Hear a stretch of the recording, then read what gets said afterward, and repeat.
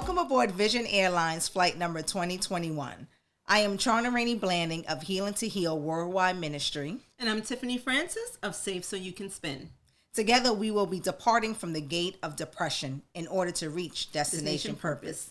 I'm excited because, again, when we last departed from the gate of fear, we really uncovered a lot. And depression is one of those things that is holding a lot of people back from fulfilling their life purpose. Right. So we talked about fear, but depression is the thing that keeps people stuck. Mm-hmm. It keeps them stagnant. Yes. And it keeps them in a state of being sad, right? Yes. But we are here together to tell you that today is the day that you get your joy back.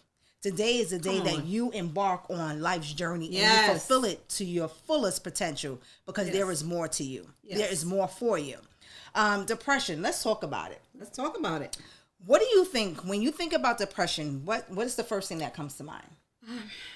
For me, when I think about depression, the first thing that comes to my mind is grieving, right? Because when you're in a state of depression, I feel like people are grieving something, and that grievance can be anything. It could be the loss of a loved one. It could be the loss of a relationship, the loss of a job, the loss of a pet. It can be anything. So when I think of depression, I think that is what, and I can't forget finances, right? A lot of people get into depression over finances, whether you not having enough, right? Not knowing what to do with it. Or overspending. Right? We talked about that, before. Right? Because people make great salaries, but then they don't know how to budget it. So, or they're trying to fulfill something and replace it by those spending habits. Yes, right? and that's because they're in a state of depression, right? But that is what I think of when I think of depression. I think of grieving. And I know that I learned that in dealing with myself. I lost a career that I worked really hard for, something that I really fought for, and it wasn't for me. And I got laid off a couple of times being in the field that I was in. And it took my therapist to tell me, you know what, Tiffany, you're grieving and you're in a state of depression, which I didn't realize. I didn't really know how to recognize that. How did your therapist, what was it about your state that pose that question to your therapist? Because I think one of the things that people struggle with is acceptance, right? So we talked about in the beginning being vulnerable, and a lot of people are depressed and they don't know that they are depressed. And it takes someone like a therapist to kind of say, you are depressed. So what was it about your life and your story and your journey that gauged your therapist to ask that question? I mean, besides the fact that they are skilled, right? Yes, yeah, exactly. And certified. But, for the people out there that, maybe depressed and may not know, what are some of the, you kind of get what I'm saying? Feeling stuck when you're not taking action. And that's what I was doing. I was not taking action. I'm sitting there telling myself, I don't know which way to go. I don't know where to start, right? And sometimes you just need to start. Whatever that is. So that's how I started. Okay, what do I want to do as my career? What's my next move? You know what? Look up, start Googling. Google new careers at 25, 35, 45, whatever age you are, new careers at that age, right? See what you can find, see what may interest you. I started taking some tests online, but I think it was in that conversation of talking to her saying, I feel stuck. I don't know what to do. I'm sitting home and I'm doing nothing but staring at the wall and trying to figure things out, and my mind is blank. It was like, what's that name? Cole from Martin with the birds just chirping around and nothing was going on in the brain. That was me. Like, what is not hearing anything back? Not You're hearing just anything back. in that state of stillness, right? Yes. And I think, again, sometimes people get confused with stillness versus it being, depression, right? So it's important to know that it's okay to be still, right? That's to be able to process. Yes. But there's another thing to be still when you are feeling like you're confined and you can't go any further. Now that's a difference, right? And that's what depression does. Depression leaves you in a state where you feel confined to your own existence. Exactly. And, we're on this journey again to Destination Purpose because there are things that we are supposed to be doing, right? But we can't get that and we can't achieve it if we're in a state of depression, if we're still. So how do we get out of that? So this is that's exactly what this is all about. We need to recognize what some of the signs are. Yes. Right? So, for most they will say it's obvious, right? But for others it's not obvious, right? So that's why we're here today, to kind of go through those symptoms. And for one, it would be, sadness. A lot of times, that's the easy one for us to be able to relate to, right? When a person is sad, or we just feel like there is no joy in life, right? There really isn't anything that brings that happiness, because we're overwhelmed with the feeling of depression, even though we don't necessarily recognize it, right? When we look back on our life, we might reflect on the things that we used to do and we used to enjoy, but then we feel like that's such a far reality for us. So that's the second thing I would say too, loss of interest, right? Because you're not going to have interest in the things that you used to do in your personal life. Correct. Connect with friends. Correct. Going out. Okay. Which in turn makes you sad. Yes. Right? Whether you realize it or not. Because if you used to enjoy those things, the fact that you're not doing it anymore and you're feeling stuck, that's also sadness, where, you have a loss of appetite. So a lot of times when people are sad, they don't enjoy the things that they used to do, in addition to the foods that they used to enjoy. They don't have the appetite to eat. So they think that by turning away a plate or turning away, a dish, that's okay. But no, when you start to pay attention, okay, am I missing breakfast? Am I missing lunch? Am I now missing dinner? And you're just going, you know what I'm saying? That also, that relates to also feeling fatigued and sleepiness, right? Because if you're not eating, then you're feeling weak, which is sadness all over again, right? Because you're not eating. So it makes you weak, which puts you further into depression and sadness, because you don't have the energy to even do the things that you wanted to do. Yeah, you know what? I just had the vision. I had the vision of, it's almost like you're digging a hole, right? So you see that construction worker digging the hole of dirt. They're taking the dirt and they're tossing it. Just imagine your life and yourself going into that hole, and the more and more you stay in a state of depression, the further you go in that hole, right? And it's like life just continues to just dump things on you. And this is why we're here today, because there's a place that we're supposed to be on, and there's a journey that we're supposed to be on, and there's a path that we're supposed to take, but we can't get there if we're stuck, if we're depressed and we're not happy. So today is the day that we start to identify the symptoms of depression, but we also make a conscious effort to put in the work in order to put ourselves in a better place. You have to do the work. Because you cannot be your whole self, and you can't accept wholeness from anyone else or anything else if you are not whole yourself. Yes. So that's really what this is all about. Yes. So it's time for us to examine that suitcase that we packed with us today. Oh, yes. On this flight 2021, leaving the gate of depression. So what is that, right? That is loss of interest, right? We talked about that. Take that loss out. Of appetite. Reach out to people. You have a community of people that want to be there for you. Even though in the moment you may feel alone, you really are not. Mm-hmm. And I know that people say that, right? Yeah. They tell you, you have family, you have friends. Mm-hmm. You need to lean on them because they really are there for you. Yeah. I've come to you when I've had an issue at work and I was just laid off from my job and I just need a hug. Drove 30 minutes. Yes, I did. To come and hug my sister friend because I needed a hug. And you know what? I appreciate those moments because I'm reflecting on that time. And even for me as being your sister, I would have never known that could have been something that could have led you into being depressed, right? So if you didn't take the time to recognize, okay, I need something from someone else that I can't give myself. So let me be present in that moment. And again, that's why it's so important to identify trustworthy people that you can release to, right? Not someone that's going to judge or criticize or continue to pile on to your already fragile state. Yes. When you're depressed, you need to surround yourself with positive energy. Yes. You need to surround yourself with influences that are going to propel you out of where you are in order for you to get to your next. And that's what this is all about. So that right there is something that I, again, would have probably never thought about. But now in thinking about it and we're sharing, in this confidential platform is that, you know what, that was a moment for you, right? It was a moment that, you're looking at your life, you're looking at your career. Here we go again. This isn't working. I'm putting everything into what I think is, and nothing's working. Yes. Right? So let's talk about failures. That's another reason why, people become depressed, know? So we talked about the symptoms, and there's so many symptoms of depression, but the reasons. So we need to categorize the symptoms, and we need to look at the reasons, right? Okay. So you talked about grief. Yes. In the beginning. Yes, I did.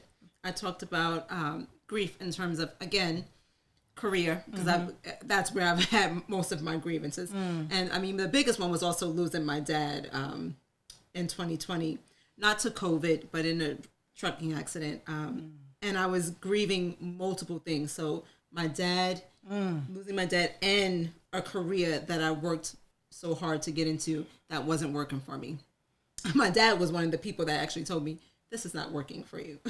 But so grieving, like you said, right, which is what I was doing. And then the symptom of that is, I'm sorry.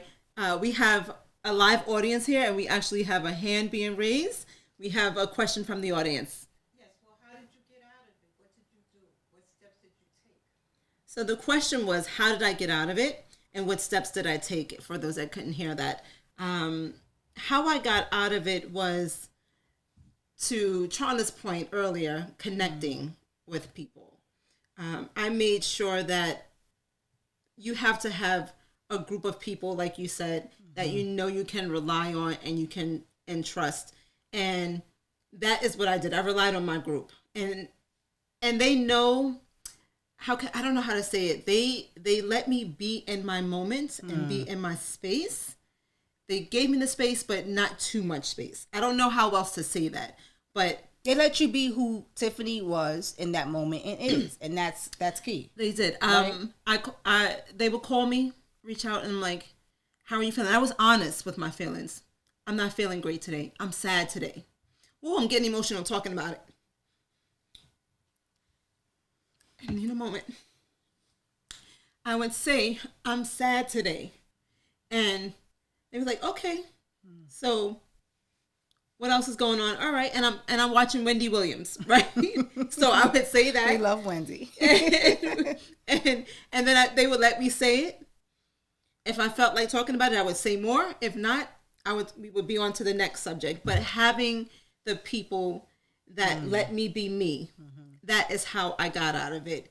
And when you feel that trust, you can call that person on the phone and they pick up, and you can just start crying, and they just sit there with you, and they don't have to say a word and let you cry until you can speak, because you've done that. And then you can move past it. What I've learned is that you have to get it out.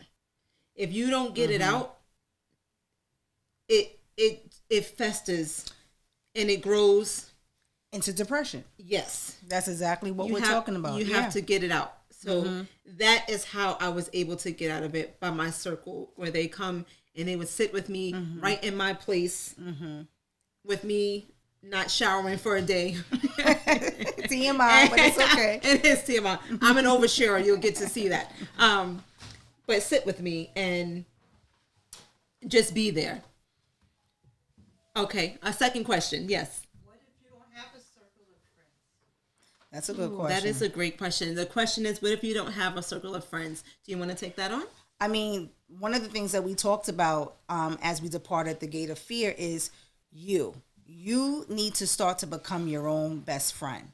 And even though it's great to have people around you, it's important that you become in tune with who you are and start to really examine you from within and start to peel back those layers. So you have to look yourself in the mirror, and you need to make sure that you are encouraging yourself on a daily basis. Because guess what? If you don't take the time to love on you and encourage you, you cannot expect others to do it. And that's something that is so hard for us to do, because we're looking for approval, right, and acceptance from the outside world. But this journey that we're on, it starts with us. And we cannot continue to blame others for our happiness. We cannot continue to blame others for our lack thereof. We got to start doing the work. So we talked about in the first... Blame, also rely on them for our happiness. Yes, and we talked about that. We talked about the fact that, you know what, we allow others to put us down and keep us in a box. But we have to start to self-reflect and look within to say, okay, what about Charna? Charna, how are you feeling today? Right? That's where the healing begins. You cannot wait. And with all due respect, I love therapy, and I love that, a therapist is able to help you peel back those layers. But you can't get to the healing even in therapy if you're not self-reflecting. Yes. If you're not aware. So it is important that you take the time to self-reflect and self-encourage. Yes. Because that is the thing. I mean, just think about what you think about who you are determines your world. Yes. It determines how far you're going to go. Yes. So, for example, I like to use applying for a job, right? When we go to apply for that job, we go with the confidence that we're going to get that job. Even though we might have been through some things before we showed up at that job interview, we're telling ourselves that job is ours. That job is mine. So that's the same way that we need to approach everything in our lives. We need to approach our lives by saying, you know what, this is my life, and I'm going to do everything that I need to do in order to get to where I need to get to. Yeah. And that's just that's what I tell my Healing to Heal family, that the work of healing starts with you. So self-reflection and self-encouragement is key in any area of your life. And I'll add to that by saying, I think where you can start is also in journaling. We talked about this in our last time. That's as well, right. Mm-hmm. Where if you're journaling, I feel like when you're writing things out, you begin to see. You begin to see yourself. Mm-hmm. You begin to see how you respond to situations. And a lot of times, for me personally, I end up in prayer when I'm writing, right? Because you begin to ask for a change of heart. You begin to ask for knowledge and understanding and wisdom. You begin to pray for those things as you're writing them out so that your situation can be transformed. That is key, because when I think about journaling, and even for me, I'm a journaler. I love to journal. So do I. Because to me, that is me time. That's Charna time, where I am just one with me and one with the Creator. Yep. And I'm able to just release, right? So the purpose of where we are right now on this flight is so that we can release, right, the things that are holding us back. And depression, again, is that thing that takes root in our soul, and it literally becomes a very, very toxic spirit that holds us back, and we feel like we're confined, right? Mm-hmm. We're almost like in a cell by ourselves, and we can't get out of it. Yes. You know what I mean? Like, I just think about being locked up. We're spiritually locked up, mentally locked up, emotionally locked up. Yes. And we're just weighted down with this heaviness. And it's like, no, my brothers and sisters, that weight has got to go. It is weight that is holding you back. It is impacted not just you, but for those of us that are married, for those of us that have children, that thing takes root in our relationships with the ones that we love. And again, we cannot be whole, and we cannot, do what we've been called to do. And the healing, we talk about generational curses, those things are the things that come before we were even a thought, right? Yes. So in order to break this curse, there are many of us that are dealing with the spirit of depression that we don't even know that we're dealing with it. Because it hasn't been talked about. Yep. We haven't taken the time to identify with what that is and what it looks like. Well, we're here to tell you, depression looks like isolation. Yes. Depression looks like not wanting to do the things that you used to do. Yes. Depression looks like beating down on yourself. Yes. Depression looks like emotionally not stable. Yes. Depression looks like you not thinking clearly. Depression looks like being comfortable in where you are and not being able to move forward. Depression looks like, you're just angry. That's another thing. So it's not just about being sad, but it's about having this built up emotion. Uncontrollable emotions. Yeah, where you're lashing out at everybody, right? You're lashing out at yourself. Depression, looks like you can't manage your bank account. Yes. You can't manage, your responsibilities. Yep. You can't do the work that you're supposed to do on your job, right? Yes, come on because now. You're not functioning now properly. You're not your best self. And the time has come where no longer. Like no longer. We have to break this curse. We talk about that we want to be healed, but you know what? Healing starts with recognition. We got to recognize what it's going to take for us to break what we need to break. So, we talked about showing up and being able to function the way that we need to function. And the spirit of depression is that thing, again, that keeps us bound, right? So I talked about not just what it is, but what it looks like. So if you notice that you're not functioning at your highest capacity, what are the steps that a person needs to take in order to embark on breaking from this spirit of depression? One step at a time, meaning get out of your bed, make your bed. And if that's what you write in your journal today, or you just say to yourself, I made my bed today. I got out of the bed today. If you're shifting from the bed to the couch, you made a move. So I think that's one of the steps, right? Where you like, I need to get out of the bed. And heck, you know what? When you just said that, it made me think of, there's so many naysayers and people that have something to say. When a person is going through depression, they don't need the response of, oh, you just got out the bed. What are you doing today? So to your point, that little progress is what is needed for you to get to your next. Yes. Right?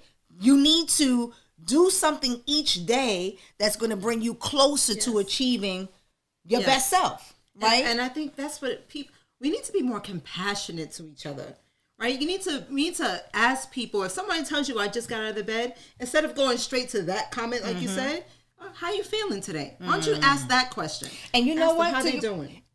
That's a good question as well, but also ask yourself, how are you feeling today? So I think that, when you do that, and you do those checks and balances with who you are, then that's where that work begins, right? That's when you start to peel back those layers. When you start working on the parts on the inside. So doing that check, how are you feeling today? I think that we're so inundated with life and taking care of responsibilities and taking care of the home and, our wifely duties and, our husbands out there, taking care of their husband duties, that we forget to ask ourselves, how are you? And I think sometimes we feel less than if we can't manage it all. Yeah. People want to be able to manage it all. We feel like, okay, I'm not my best self or doing my best. I'm not being the best woman that I possibly can be. But you know what? Sometimes I tell myself, I need my husband.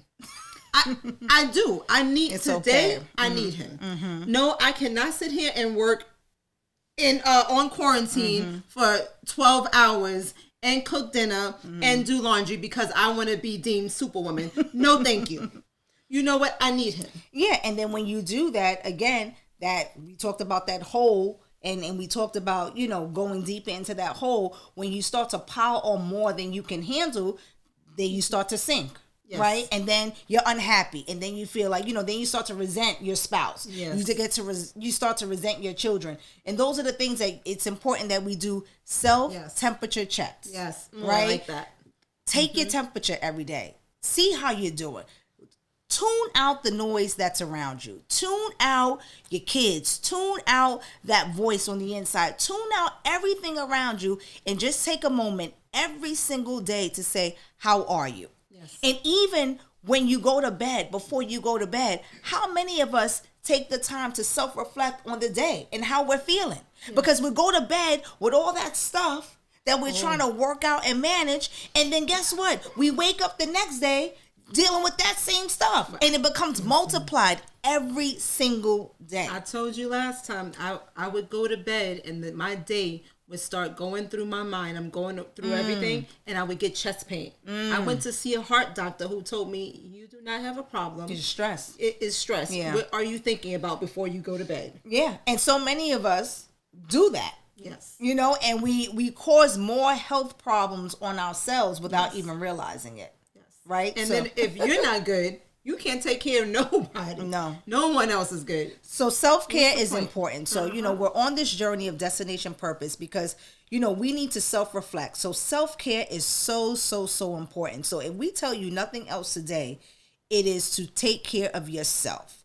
Put you first so that you can be the best that you were called and birthed to be, so that you can fulfill life purpose, but you can do it with a heart of joy. Yes. So many of us are just sad and we're in a state of depression, and it's not good. It's not good. We have a question from the audience. Yes. What are the main steps that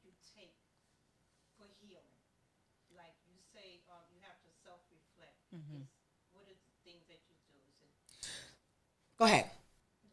No, so as you were asking that question, the first thing I thought about was forgiveness. So that's the number one step, because you have to first forgive yourself. Yes. So do you forgive yourself first, or the person that put the pain on you? No. First, it starts with you, yourself. right? It That starts with you yourself. first, because this life journey is not about the people that have pained you. It's about you. So you cannot expect to get to where you need to get to if you are tied down to what somebody else did to you or did not do. A lot of us are holding on to what someone did or what someone did not do, the lack thereof, right? Yes. And it's clouding our ability to see who we are clearly. We're putting that pain on someone else. So we have to do the self-reflection work, and we have to, forgive ourselves. Forgive who you are. Forgive where you've been in order to get to where you need to go. Then you could do the work of healing and forgiving others. You cannot forgive someone else if you don't forgive yourself. Agreed. And also, we need to know that the forgiveness of others has nothing to do with the person. Yes. So a lot of us get it confused, where we think that, you know what? I forgave this person, but this person is still, treating me this way. It's not about them. It's about you. It's about you. You need to forgive them for you. Forgiveness is for you. Because guess what? If you don't, depression takes over. And whether people want to admit it or not, again, we already went through what depression looks like. It has many different shapes and forms. Yes, it does. So even though you may not say that you're depressed, okay, let's take a look. Every one of us have experienced depression in some way, shape, or form in our lives at some time or another. Because why? We're human. Yeah. So we need to face that reality that we're going to go through some things. And as we grow and we mature in life, there are a lot of things in our suitcase of our soul that we got to unpack. Yes. And I want to come back to self-care as well. All right. What I want to add to that is, with self-care, understanding that self-care can look like anything, right? Self-care, I just saw this recently in a poem. Self-care could be not responding to those messages, those voicemail messages or text messages in the moment. That's what self-care looks like. Yeah. Okay? Filtering out the noise. The noise. The things that are going to draw your attention to the unnecessary, right? Or the things that are going to draw your attention to you continuously badgering yourself and beating yourself up, right? So that self-care is so important. Identify, too, with what self-care looks like. So we talked about self-reflection, right? And encouraging yourself. But take the time to self-reflect on what self-care will look like for Tiffany. What self-reflection looks like for Charna. And that's the work that we've done. And that's why we're here to share this with you, because it's important that we don't just talk about the work, but what are some of the steps that we have taken. So for me, self-care looks like, I love to eat now. That's self-care for me. As you could tell, and I put on a few pounds, self-care. I like to eat. So that wasn't something that I enjoyed before, but you know what? That's what makes me happy right now. Yes. Self-care. What I've done for self-care, kickboxing class. Oh, you trying to make me sound better? Okay. No. Yeah, you just fed me sweet potato pie too, I and did. some short ribs. So you taking care and you helping me with my self care. So thank you, sis. But identify with what self care looks like. It may be for us ladies, getting your hair done, getting your nails done, or going shopping, and for men, it could be just going out and hanging out with the fellas, watching the game. What is self care? What are some of the things that make you happy? Do more of that and less looking at yourself and feeling sorry for yourself, right? And or blaming yourself and blaming others for why you are where you are. It's not about other people. It's not. It's not. That's the thing I've learned the most. It is not about other people. It is about you. All of it is. Yeah, it's all about you. And you know what? I just think about too, as children, we went through some things. Our lives were imperfect. Our parents did the best with what they knew, right? Yes. And some of us are carrying things from our childhood. And for me, my mom is not here anymore. So I can't get to her to answer some of the questions that I have. So I had to do the self-healing reflection for me and forgiveness for me in order for me to be at peace. That stuff is so important because, you're waiting for a response from someone that, guess what? even if they pass away, they may not be in a level of consciousness to even be present with you in how you're feeling. Absolutely. You know, so you're holding on to this thing and that person just is not there. They're not there mentally. Forget alone physically. They're not there in that space. So what are you going to do? Hold on to it and allow it to take over your life? No, but that brings me right back to what you were saying already about self-reflection. When you begin to do that self-reflection, you understand who your parents were or who your family members were and yourself in the past. You begin to understand why you respond to certain situations a certain way. That's what that helps. Exactly. Oh, that's good. Answer your why. Answer your why. Take the time to identify the whys. Oh, I like that. Answer your why. Why do you respond the way that you do? Yes. What is holding you back from obtaining more in your life, right? For wanting better, from achieving that happiness. Why? What is contributing to that? Yep. And why are you here? Is it to continue to say, this person didn't do this person didn't do that? No. You are here because you were created to be here. Find your why. Find your why. And in order to find your why, you have to do self-reflection. Absolutely. Self-care. Absolutely. Right? Like, I have a perfect example. My father, may he rest in peace, love that man. I never forget, I was a kid. I have to tell you this story quickly. I was young. I got in trouble, and my father made me type up this letter, right? I'm like, I think I forgot what it said. Something like, I will not do something, whatever it was, right? And my father came out there and said, Tiffany, stop typing. I was like, but I'm almost done. And he was like, stop typing. I said, but I'm almost done. Like, I have 2 more lines. He said, okay, go right ahead. So I finished typing and I take it to him. And as soon as I hand it over to him, I'm all proud, right? Chest puffed. I'm like, he gave me the assignment. I did it. He ripped it up right in my face. Oh, I was like, I wasn't expecting that. Ripped it up right in my face. And I'm like, he said, failure to follow instructions. I was like, what? He said, failure to follow instructions. I told you to stop typing and you didn't stop typing. However, that situation, that experience made me a rule follower, right? Throughout my whole life. So now I'm a rule follower. But then I realized that it was a positive, but also a negative, right? And then I had to go back to that moment to understand, Tiffany, why are you so rigid in certain situations? Why are you unforgiving? Or why are you not as flexible in certain situations? Because of that same experience where I'm like, no, you need to do it this, and you need to do it this way, because this is how it should be.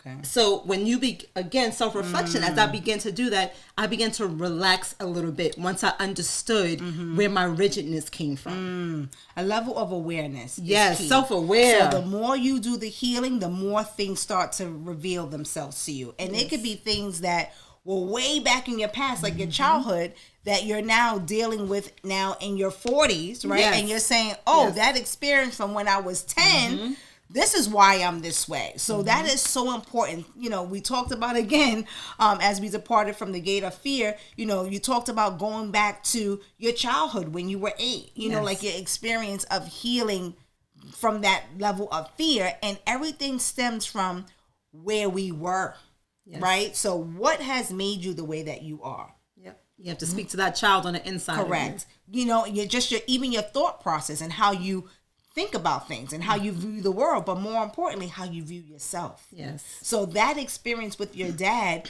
gave you a view of Tiffany that you carried with you, and it shaped who you are as a woman. Absolutely. Right? As a wife. Yes. Right? It starts to play and show up in almost every area of your life. Absolutely. So that right there is so key. So again, Healing to Heal family, start to pay attention to who you are, where you are.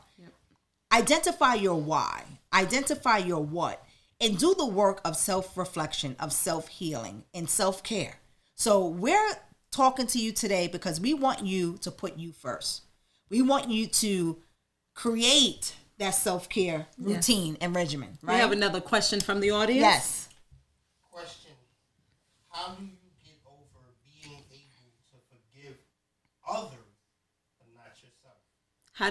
The question is, how do you get over being able to forgive others and not yourself? So that right there is a deep question. And, you know, I think in order to answer that, you have to, one, ask yourself, why are you forgiving others and not you? Again, a lot of times we are, we want that self-acceptance and we want to make everybody happy, right? And we want that peace. So we put others first before we put ourselves first. So what is it that has happened in your life that has put you in a space where you acknowledge others before you? So that right there is something that needs to be done. You have to start to self-reflect on the why. Where does that come from? And you have to know that your life is not attached to someone else. It's your life and your journey. So you cannot fully forgive someone else if you're not fully forgiving you. You're not going to fully heal if you're just saying, you know what, I forgive that person, and you keep beating yourself up. So that's almost like... That is you not being kind to yourself. Yeah, it's like, you're putting that acceptance on someone else, right? And they can continue to treat you like dirt. So it's like, you're forgiving them, right? But you're not taking the time, because what happens is you can forgive them, but they can continue to do what it is that they're doing. Right? So, and that's because you haven't taken the time to set a standard for yourself, right? And yes, identifying, what is it going to take to make sure that I am healed and I am doing the steps for self-forgiveness and reflection. Asking yourself, why am I not forgiving myself? Correct. You have to go deeper. Right? Yeah. And start asking yourself those questions. What is it about me that allows me not to forgive myself? Do I not like myself? Because, for whatever reason you have to start to ask yourself those questions, because it really is about you and how you feel about yourself. Correct. Which is your point, self-reflection. Yeah. Why you need to self-reflect. And you know what I'm thinking about? I'm thinking about how we get scars, right? So we fall and we scrape our knees, right? And we put a little ointment on it and we put a Band-Aid, right? Putting that Band-Aid on it doesn't heal the wound. It's just covering it up. Yes. So you think that because you applied some ointment and put a Band-Aid that you're going to be healed. No, you have to let that wound be exposed in order for the healing work to begin. So you can't just say, I'm going to forgive others and not take the time to self-heal yourself and forgive you. It's like putting a Band-Aid on your soul, You know what else to that? If you're not forgiving yourself, then I question, are you truly forgiving the other person? Because a lot of times what you feel like you've forgiven them for, if they do it again, you wind up being hurt again, which means that you really truly haven't forgiven them. And they have the same behavior. And you become angry. Right? Yes. Right? And then you start to be frustrated. And then you're all over again, mad at yourself for not being able to get past things, right? You're like, how can I not forgive myself? Yeah. And forgiving myself meaning I need to forgive myself for not wanting to deal with this person and not having them in my life, or me wanting more for myself. It's okay to want more for yourself. It's okay to get things out of your life that you don't want in there anymore. Put things out of your life. Yeah, and then it just piles up, and then you're not happy. Right? And you're frustrated and you become depressed. Back to depression again. Yeah. Yes. And and you start to full circle system. Yeah, and you start to do things that are not you, right? Or lack thereof of doing things. But find that voice. It is important that you find that voice that is within to be able to speak to the things that do not sit well with your spirit. Yes. So find that voice. The voice starts with self-reflection and self-care. Yes. Talk to yourself. No, you won't be crazy. You're becoming one with who you are. Yes. And that's what you're supposed to do. So again, these are some of the things that you need to do in order to be free from the spirit of depression. We hope that you tune into the next session where we will be departing from the gate of idleness. Yes. So again, I thank you. I hope that you follow us on Instagram at Healing to Heal Worldwide Ministry and Save So You Can Spend. Yes. Again, I'm Charna Rainey-Blanding. And I'm Tiffany Francis. And we thank you for joining us today. Make sure that you subscribe to our page. And hit that like button for your girls. God bless.